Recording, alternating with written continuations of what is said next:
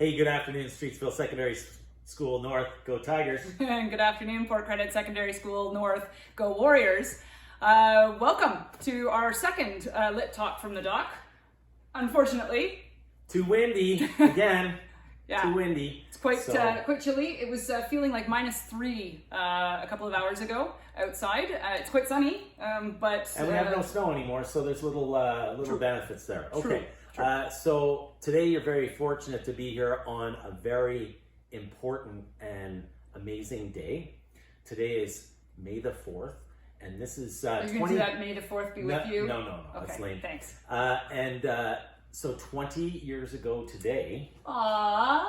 you had the pleasure of meeting me on a blind date. I did. And ever since then, we've been together. And as my students will know, Mrs. Turner is a very lucky woman to have a man like me. My students are even getting to know that too now. I believe. The truth is that I'm the fortunate guy here. Aww. For 20 years, I've had the pleasure of knowing my beautiful wife and your amazing teacher. So thank you. Let's get going. Let's get at her. I'm excited. We had a date at the Crooked Q. My students, you'll know where that is, down on Lakeshore. A little bit of pool. Little pool and some wins. I kicked her butt in pool. You did. You did. It was awesome. All right, shall we get to work? We should get to work. Perfect. So what we thought we'd do today is we'd look at chapters 2, 3, and 4. You were all assigned the character chart we asked you to look at the minor characters. We've already talked about George and Lenny. We're going to look at the minor characters, the boss and Candy and Crooks, and we'll talk all about them. We thought we'd look at what we'd asked you to fill out. We'll talk about that. We'll talk about the events. Sometimes around here, they call me the boss. Very rarely. We sometimes let him believe that he's the boss, but I'm pretty sure you know who's the boss. 20 years a slave. Anyway, and then we talk about the events of chapters 2, 3, and 4. Sounds great. We'll try to avoid any spoilers, but hopefully you've all caught up to chapter 4. We are going to assign 5 and 6 relatively quickly. So we're moving through this thing and moving on to the next unit. All right, so we're moving on up to the east side. Deluxe apartment in the sky. Old television show. Your parents might recognize it, but for sure. You definitely won't. Okay, so Steinbeck of Mice and Men. We did a little bit of an overview of the Great Depression, etc. Why don't you talk about sort of what you see the ranch to be? Okay, so when Steinbeck wrote this, essentially what he was doing was he was taking a ranch and making it a microcosm of society. What is a microcosm? I was just about to ask you that, sir. Well, a microcosm is essentially a representation of a larger thing. So we look at things in macro or micro. And the macrocosm is our planet, our universe, our world. And a microcosm would be its reflection in a smaller venue. And you're going to see this as you go through English in high school. You're going to see this as allegory as well. Is that when you get to grade 11, or grade 10, I guess for you guys, Lord of the Flies, you're going to see the island as a... You don't teach it anymore? Nah, I don't think so. Oh, okay. Well, we do. So you're going to see it as a microcosm of society. So that's what the ranch is as well, is that people represent larger elements of society. Elements of society, right. That's correct. Okay. Right. And so, each of the characters fulfills a specific role. And you've probably seen those elements of those characters developing already. And so I think that's what we want to talk about today. Perfect. So just the order that was in the character chart, what we thought we'd do is we'd look at all of those characters. And the first one... Hey, happy anniversary, by the way. Happy first date anniversary. First date anniversary. Yeah. Lucky. That was a long time ago. Lucky. Yeah. We've done a lot. Anyway, the boss. The boss. Only see him once in chapter 2. I'm the boss. We've already established you're not. We see him once in chapter 2, and that's it. So why does Steinbeck include him? Well, that's a great question. I think that the boss is included to show the ultimate power structure playing out. So the boss he's not even given a name because he's the boss. He's large and in charge, and he is the person who controls everything. And what we see developing with George and Lenny is the dream. Right. And each of the characters has some form of a dream, whether it's exposed or not. And what we come to understand is that through the financial power that the boss represents, he has the ability to control those dreams, either grant them or crush them, Right. depending upon the situation. And it's all based on those finances. We see in those chapters, the guys are trying to get together a stake of money so that they can move on to their own place and live the dream. That's right. That's right. Again, in whatever form it might take. We know what George and Lenny's dream is, but in whatever form the other guy's dream might be. I think the other important thing in chapter 2, when we do see the boss, is his questioning of why George and Lenny are together. Right. Right. He really can't figure this out. This is the first time, we talked about this in chapter 1, but this is the first time he's seen two guys hanging out together, friends, right, being together. We are talking about an isolating existence for these men that we meet. They are usually solitary figures, and George and Lenny are together. And he accuses George of stealing his money. Yeah, he says, what's your deal on this anyway, or something along those lines, where he says, are you trying to take this guy's money, take his stake, right? And of course, George has to give a little bit of a lie, saying that he's his cousin. Right, and that he got kicked in the head by a horse, right? Yeah. But that he's a really good worker, and this is the thing that seals the deal for the boss. That's right. A couple of things that we learn about the boss is, Candy tells us, right, he's this, this big man. He's got quite a temper, but he can be really generous. Remember, I think Candy says he gave them like a gallon of whiskey, right, to share. Right. So there is a little bit of generosity there, but the temper is always balanced there, and that'll become important when we see Curly. And he certainly doesn't he treats the workers very poorly at the beginning. For sure. He is looking, why are you late? You were supposed to be here. He's very upset. Yeah. Curly tells us that he was upset as well, and as does Candy. Yeah. Curly does too, though. Okay. We do have a lot of the C's. Don't correct me. Whatever, I'm the boss. But we do. Right. We have Crooks, we have Curly, we have Curly's wife, we have Candy, right? So Carlson. And Carlson, that's right, absolutely. So we've got There's quite a few. cat in there somewhere. The cat house? Of mice and cat. Of mice and cat? No, that's wrong. Anyway, so we see the boss, but we never see him again. So he's established automatically. He's the power. He is the power of this entire situation. And of course, even though we don't see him again, he remains the boss throughout the story. Right. We know that he's an there. ever-present there. For sure. Kind of like, I don't know, maybe Donald Trump. Oh, we see a little too much of him. Anyway, no politics, please. The last thing I wanted to mention about the boss, and it actually ties back to the character chart, is that a couple of you were asking about quotations.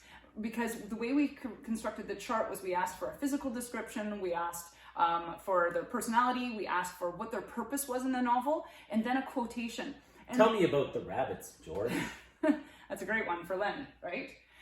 When you're looking at quotations, you want to find something that is said. It can be said by the character, it can be said by another character, it can be said by a narrator, whatever form it takes, that proves your point.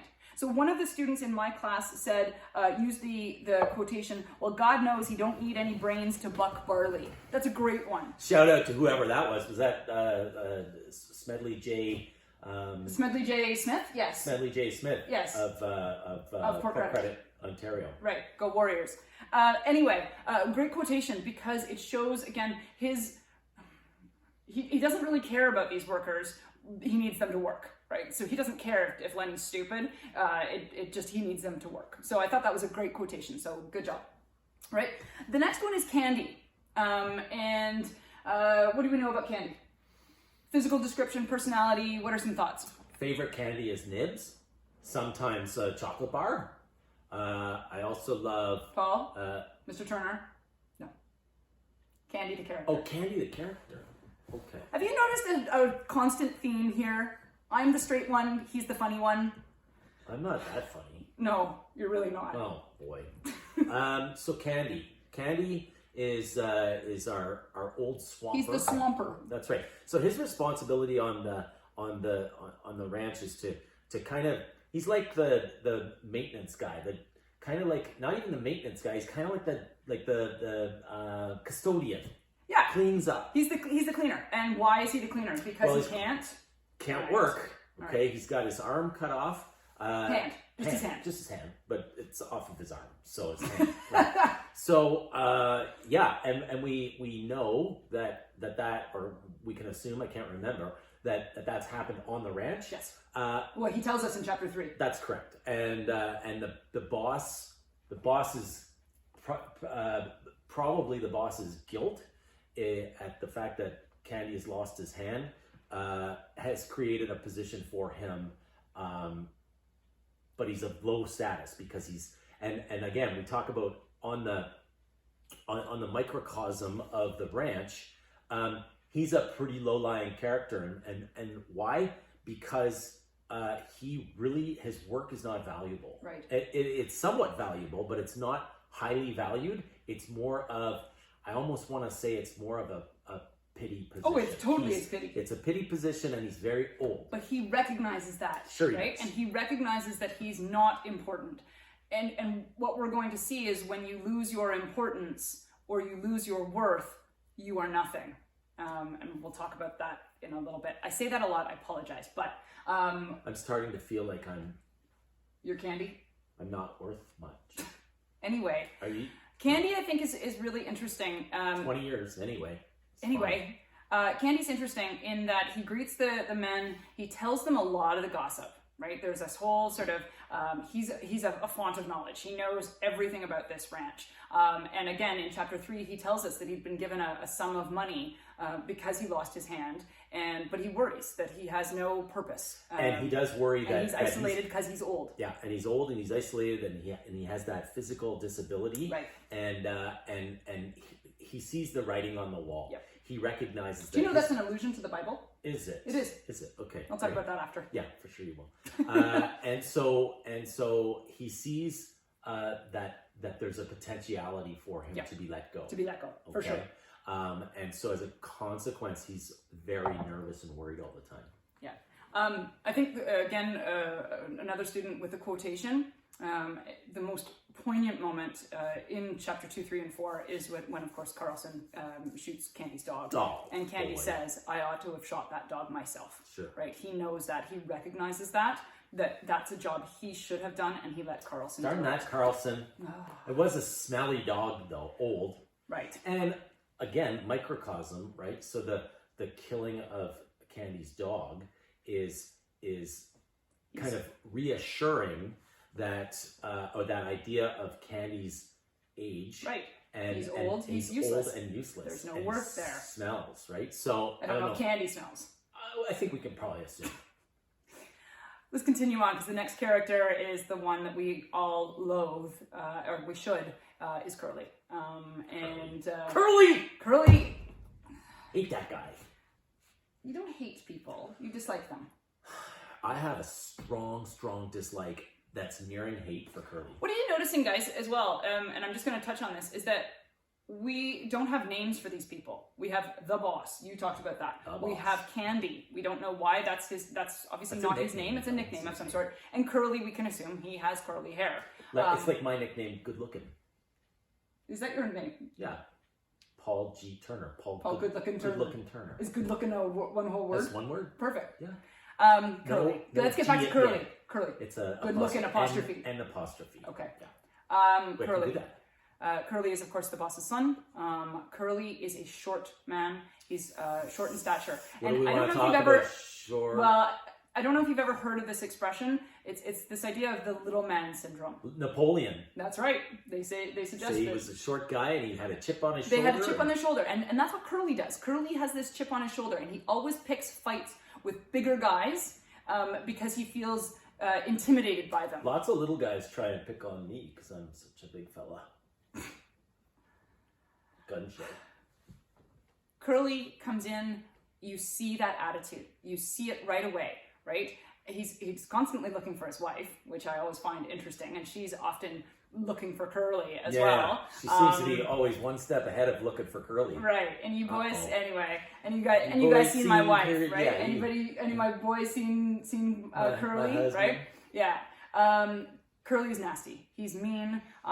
There's a line that we all, a lot of times grade 9s question it, and I have to touch on it really quickly. Okay. Is the line about Vaseline in his glove. Because a lot of students don't pick up on that. It always makes me feel a little squeamish. But can you maybe... It's there. I mean, so... Steinbeck puts it in for a reason. Yeah, he does. Because because Candy communicates that information to George and Lenny, and essentially what he suggests, Candy suggests, I believe he says he's keeping it soft for his wife. And so there's an indication there, especially on a ranch where people work, their hands would be dry and calloused, but not Curly's, because he wants to keep it soft for his wife. It's very sexual, and it's disgusting in the fact. But at the same time, it shows Curly's nature, what a scumbag he is, because it's not bad enough that he does that, but that he tells the other guys. Exactly. Right? Or he tells the guys that that's what he's doing. That's right. Right? And so there's this implication that you shouldn't talk about how you're messing around with your wife. Right. Okay, to other guys, especially a ranch full of single men. Right. Who don't have the ability at this stage to have a wife. That's right. Right. That's right. So, and of course, that leads us into Curly's wife as well, in that Curly's wife is referred to as a tart, right? Tart. She's a looker. She's an attractive young woman. It has been brought to this ranch. She's the only female. And she's got the eye. She's got the eye. Ooh. And Candy points that out right away. She's got the eye. And of course, who notices it the most? Lenny. Lenny does. Remember, Lenny's attracted to soft things. He's attracted to pretty things. Remember in Weed. Mice aren't pretty, but no, they're not pretty they're at all. They're soft, right? Bunnies. I remember the dress in Weed that he just wanted to touch, and so you have to see, because George goes after him. George says, "Don't you be looking at her. Don't you even look at her." Absolutely. Okay, because he sees right away Lenny's kind of desire is longing, but it's not a sexual desire. No, it's a desired. He's soft, right? It's right? Something pretty. It's the hair. Her hair is done in ringlets. She's got rouge on her cheeks. And just so you understand, you don't have rouge on your cheeks and ringlets. I live at the cottage. Oh, I don't do rouge on my cheeks and ringlets at the cottage. Not even on your 20-year anniversary of meeting. No. Okay. See if you get you have to also understand. You have to understand is that women, well-behaved women, didn't wear copious amounts of makeup. It was seen as something that tarts would wear. It was seen as something that women who were of a certain nature, and I have to say this because it comes up, is that the cat house, right? I hope you understand what a cat house is. Cat house is where men would often go to enjoy the company of ladies, right? And I think that's enough said about that. Perfect. Okay? And they would bring some money with them. The other interesting thing there, enjoyment of the company of those ladies, is that again, Curly's wife isn't given a name. Nope. And I think if we look at identity, right, we have Curly as a nickname, but she is never given a name. She is only Curly's wife, and the only woman in the entire novel. Absolutely. Right, and so again, with that microcosm, especially given the time period, the time frame where this was written, what we start to understand is that women's voice was minimal. There was minimal voice, and they were essentially a possession, right? And so I don't even think that she says, "Where's my husband?" She's always asking, "Where's Curly?" And you've always seen Curly, right? But he's always saying, Where's my wife, right? Because that's the sense of ownership, yeah. Right? She belongs to me, and he's looking for her all the time because he knows that she's maybe looking elsewhere with that eye of hers. And she's got an interesting story as well, because I have to say that I actually, with the exception of what she does in chapter 4, there's an element of sympathy, a very small one for her, right? She's been told that she was going to be in pictures, okay, and that means movies. She believed that her mother was hiding all of these letters. This was a guy who came who lied to her, and she believed that. She believed that she could have been famous. She could have been somebody, and there's her dream has been dashed by marrying Curly and now being she's stuck on a dirty ranch with a bunch of dirty people. And so now she decides she's going to ruin other people. Things up a little. Right. Yeah. Right. Next one is Slim. Do you want to talk about Slim? Slim. Probably the character that I think represents me the most. Tall, jerk-line Skinner. Lean, strong, garners the respect of all the men, and even the girl. Curly's wife, she's got an eye on Slim for sure. She does, for sure. And of course, you have to understand Slim is a good man. Don't think because he killed dogs or the puppies. Oh, can I explain that? Yeah. Okay, yeah. because somebody said, oh, he must be a bad man because he killed those puppies. So just a little veterinary corner talk is that especially back then, if a dog had a litter of 8, 9, 10 puppies, which is not uncommon, oftentimes that would be too many puppies for the mother to feed with her milk. And so as a consequence, what people would do is they would dispatch, drown the weakest of the puppies, and then allow the let's say 4 or 5 that are remaining. They're going to get good, strong, and healthy based on mom's milk. And these aren't family dogs. These would be working dogs, right? This is not Correct. just a, hey, this is a cute little dog like we have. Some days she's not so cute. She's not even here. I know. That's the most cute time is when she's not here. Anyway, just to keep that in mind. So Slim is a good man. He recognizes the goodness in Lenny. This is important. He sees that Lenny doesn't have an ounce of meanness in him. And so Slim, if we want to talk about that hierarchy, Slim is the guy. Because if you remember... Puppy killer. No, shush. But if you remember, Candy, when Carlson suggests that he shoot Candy's dog, Candy looks to Slim, hoping that Slim will tell Carlson to back off. This is and what Slim we call doesn't. the arbiter. Right. He's the one who makes the decisions, and he's the one that garners the most respect. That's right. And when he says something, that's it. It's locked down. And when Incidentally, Curly... I have a very good friend who loves Kiwi and thinks that she's so cute. So even though she's not here, still have that friend who likes that dog. Excellent. Yeah. I think there's quite a few people who like Kiwi. There are lots of people. Yes. Yeah. They just don't have to live with the shedding of Kiwi. This. Yeah. But you it's could make a sweater. Shush for a second. Every day. I know, but just shush. Okay, so sorry guys, but remember, Curly accuses Slim, not in so many words, of having an affair with his wife, of fooling around with his wife, and Slim won't lose his mind. He doesn't take that well, right? He says, "You keep an eye on your wife. Don't be suggesting that." And Slim's got the power, even though Curly. Shush for a second. So good. Even though Curly has the power of being the boss's son, Slim has power over Curly. Yeah. Curly's That's afraid really of him. important to remember. Curly's okay? afraid of him because Slim's the man.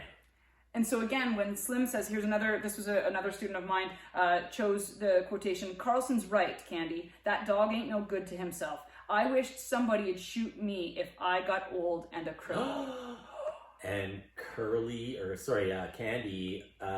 he see again that writing on the wall, right? That's right. You see that's him thinking, if he thinks that about my dog, what are they going to do about me? Right. Right.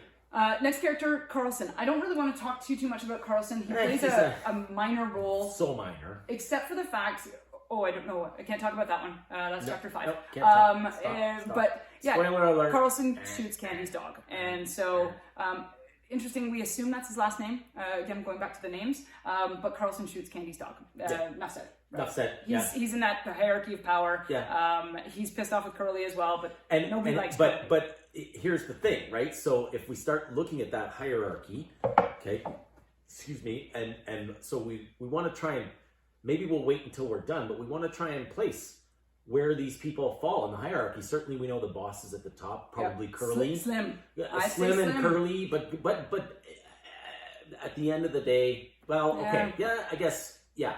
But by the microcosm, the son of the boss has the most power. Yeah. Okay, and then because Slim has a different kind of power. It's not an economic power. It's an intellectual power. Right. He's the guy. He's kind. He's kind, good. He's good. He knows what needs to be done. That's important. That's right. Okay.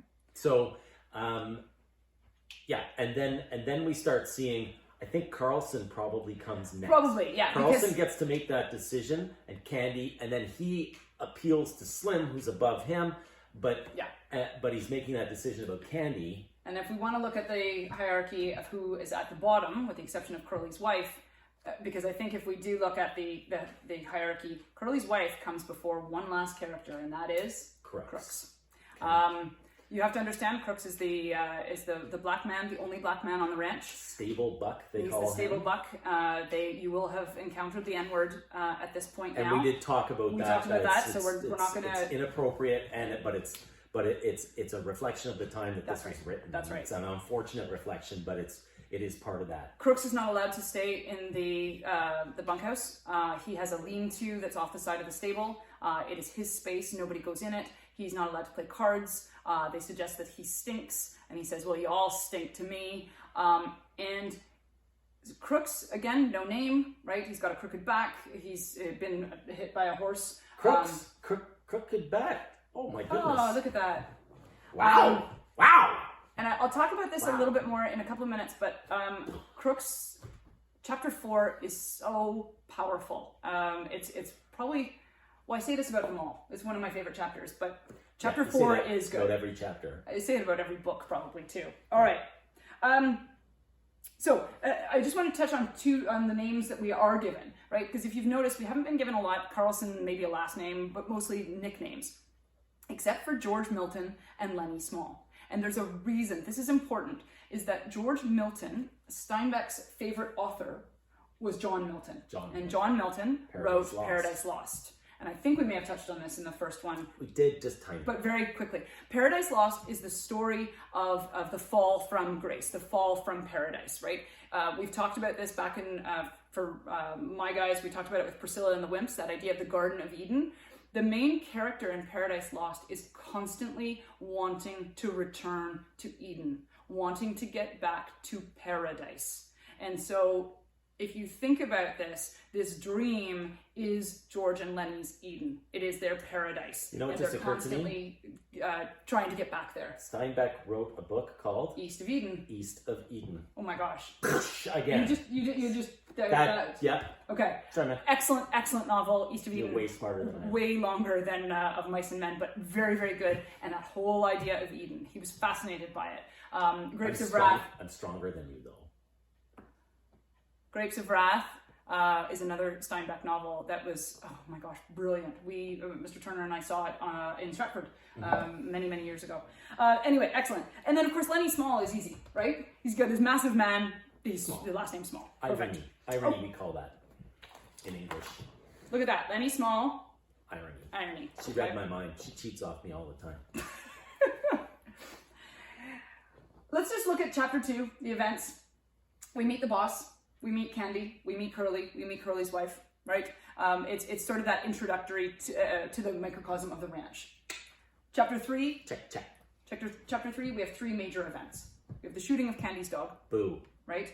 We have the inclusion of Candy with the dream. And this is big. Right. Because remember, Candy says, I have this much money, I could contribute. And the 3 of them get so excited. So that's very interesting, because what we come to understand is that despite the fact that these guys are all independent, that they're loners, that they're marginalized from society, solitary, they're trying to come together to effect a positive dream. So in doing that, we get hopeful, right? Okay, if they can't do it on their own, maybe they can do it together, right? Yeah. And you do. You sit there and think, oh my gosh, yes, this is perfect, right? Candy says, I can cook, I can clean, you guys take care of things. They all get this wrapped up, and then of course Lenny gets to tend the rabbits. Oh, and of course Lenny gets the dog. Lenny gets the pup, right? That's a good one. And he brings it into the bunkhouse. And by the way, we are going to recommend it if you can find it. The John, oh my gosh, why can't I think of his name? John Malkovich and Gary Sinise version of Mice and Men. You guys know how to do that. You go online, you figure it out. Yeah, but I can't. It's not on Netflix. Yeah, they know it better than me. It's not on Netflix, but they can find it. They'll find it. Watch it. Don't watch it instead of reading the book. Watch it as well as, because they do this beautiful job. John Malkovich plays Lenny, and he's brilliant. I love him. Every time I think of Lenny, I think of John Malkovich. So he's very, very good. Anyway, so Lenny gets the pup. I thought you loved me. And Leo, right? And I have Leonardo DiCaprio as well. So okay, so it's the mounting list of other people. Anyway, 20 years. Okay, so including Candy in the Dream, but then what happens is, of course, the fight with Lenny and Curly. And if you read it, Curly just goes after Lenny, and like George, that's a great Get him, way. Lenny! And all he says is, "Get him, Lenny." And Lenny grabs his hand. Go to punch me. No. Okay? Lenny grabs his hand and crushes it. Oh, mangled-ness. And then he's whimpering, and then of course they have to worry: are they going to get canned? Are they going to get fired? Because you don't mess with the What boss's does Slim son. tell them? Slim whispers over to Curly and says, "Your hand got caught in a machine." Right? Yeah. And then, we'll cover it. And Curly's in a state that he agrees to it. Absolutely. Yeah, well, because he threatens them, right? Sorry, our cameraman just sneezed. COVID-19. Cover that. Oh, sorry, that's not appropriate. No. Okay, but I feel isolated, like those boys on the ranch. We are pretty isolated. Yeah. Yeah. So, he tells Curly as well. He says, "You say anything, and I'll tell everybody what really happened." And so, what's he doing? He's taking a shot at Curly's manhood, right? He feels that he'll lose esteem as a man, and small guys want to be seen as men rather than as little boys. So he's Mice and men. Well, anyway, last one, chapter 4. Oh my gosh, chapter 4. So we have Crooks in his room. CH4. CH4. Here we go. We're almost done. Crooks is in his room. Lenny comes in. And if you remember, what does Crooks do to Lenny? Do you remember this? He kicks him in the back? No. Oh, that was, no. The word's escaping me, but he plays with Lenny. He does. He plays with Lenny's his mind. emotions and his mind, right? Saying that George isn't George coming isn't coming back. Nope. And Lenny gets angry. And then all of a sudden Crooks comes back. But remember, Lenny's in his childlike state. And Crooks recognizes, went too don't far there. unleash that beast. That's right. That's right. So. And then he starts talking about the rabbits. And then Candy comes in. And all of a sudden, Crooks is now included in the dream. Well, because, and so Crooks begins to see the humanity in Lenny. Right. Right? As opposed to him being this big, stupid guy. He sees that he's a nice man. Right. That he's just large, but he's a very nice man. And he's simple. And he's right? simple, But Crooks acts as if he doesn't want Lenny there. Jennifer, even a simple man needs love. Crooks acts as if he doesn't want Lenny there. But Lenny's the only person that actually pays attention to Crooks. And so while he says, "Well, you're here, you may as well stay," right? And he gets all sort of angry. But he's so thrilled at the fact that somebody wants there. to talk to him. Because of that isolation. Right. Right? And this marginalization. He's alienated, now, he's, pushed to the side. For sure. Marginalization, margins of a page, right? Yeah. Is the outside of the page, right? Marginalization is when I say to you, I need some space, and I don't want you in my space right now. Right. And so he accepts that. Candy comes in, the Crooks gets involved in the dream, and again you think, okay, this is fantastic. You've got 4 men now who are going to work together, they're going to do this. And then Curly's wife comes in. For those of you who are going to watch the movie, this is taken out. This is edited out, and I can never understand why. I think the director wants us to feel sorry for Curly's wife in the movie, and in this scene, you don't. There was a day that everybody unfriended me on Instagram, and I felt marginalized.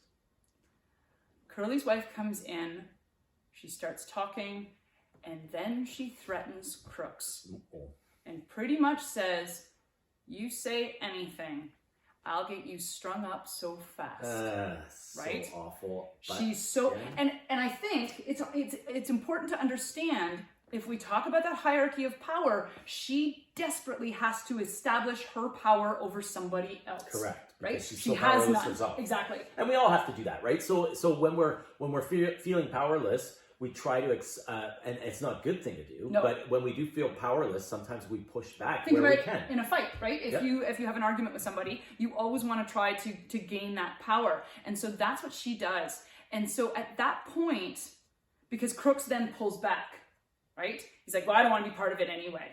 And so I want you to imagine that could be the beginning of the end of the dream. And so she starts to crush that dream, and we see those ropes starting to fray. That's right. Right? We see them coming together, they're getting stronger, and then reality the power structures of society start kicking in. That's right. Yeah. So. Wow. And that's all I've got to talk about today. So That's weird. Hopefully the next We time. have a lot more to say.